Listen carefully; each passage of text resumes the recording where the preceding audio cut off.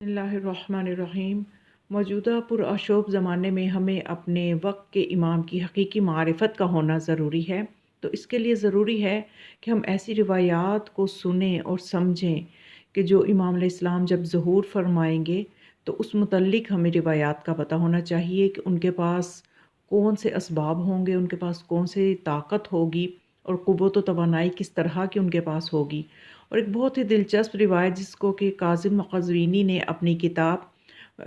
जिसका तर्जुमा उर्दू में हुआ है महदी विलादत से ज़हूर तक,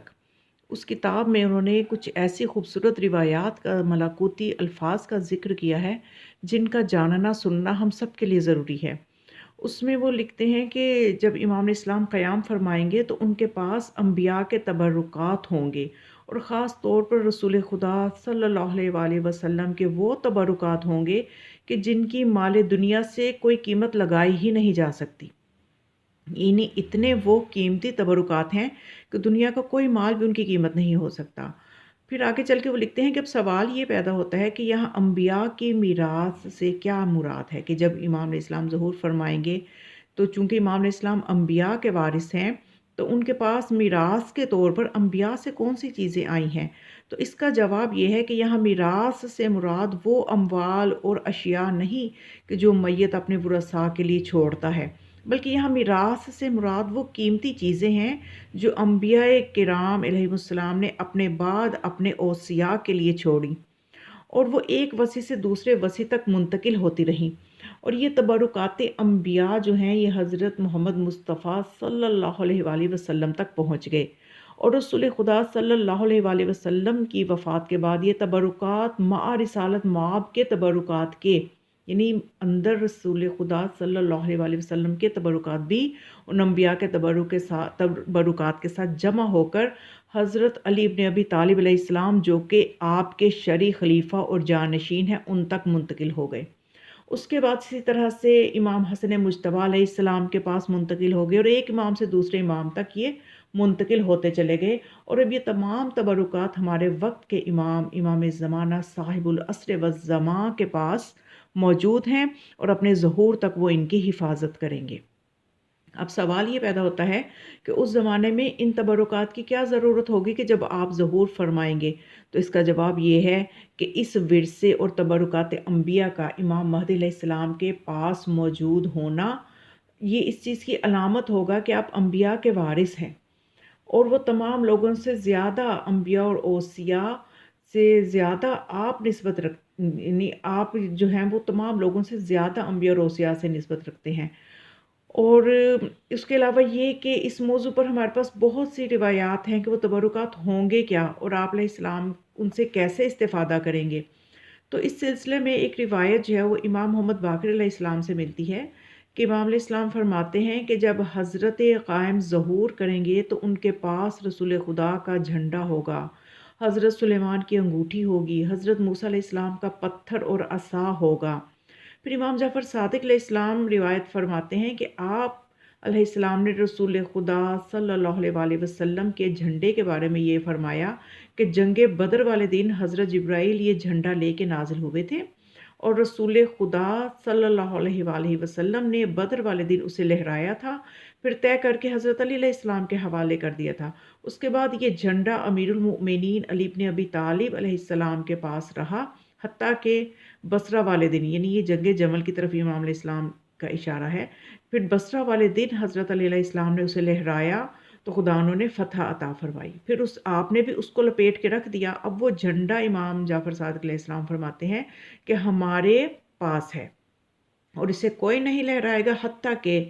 कायम जो है वो क़याम फरमाएंगे और उसे लहराएंगे। और हज़रत सुलेमान बिन दाऊद की अंगूठी के बारे में रिवायत है कि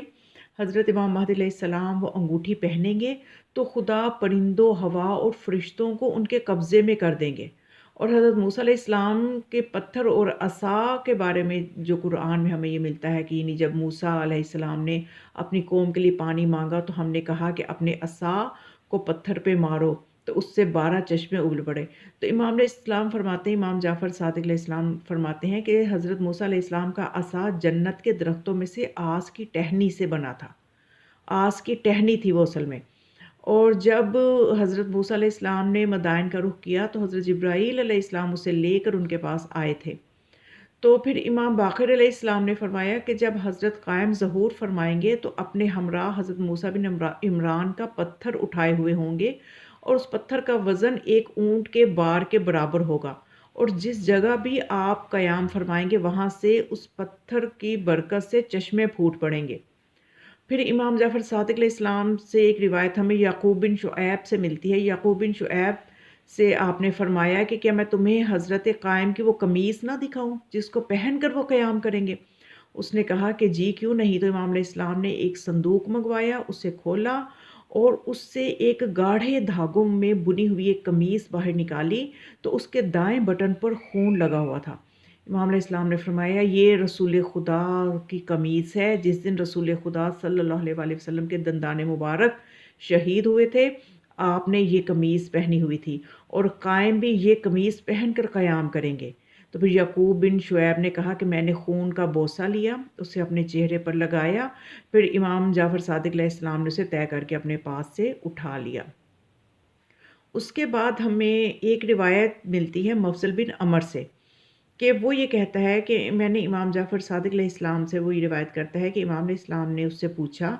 کہ کیا تم جانتے ہو کہ حضرت یوسف علیہ السلام کی قمیص کیا تھی؟ اس نے کہا کہ نہیں۔ تو امام علیہ السلام نے فرمایا جب حضرت ابراہیم علیہ السلام کو آگ میں ڈالا گیا تو حضرت جبرائیل علیہ السلام یہ قمیص لے کے نازل ہوئے اور انہیں پہنا دی۔ اس قمیص کی وجہ سے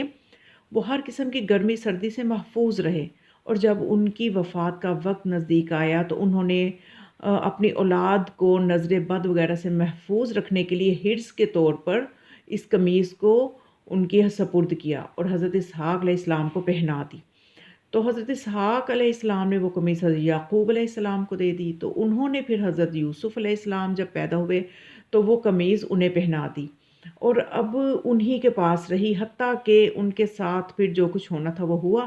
پھر اس کے بعد حضرت یوسف علیہ السلام نے اسے صندوق سے نکالا تو حضرت یعقوب علیہ السلام نے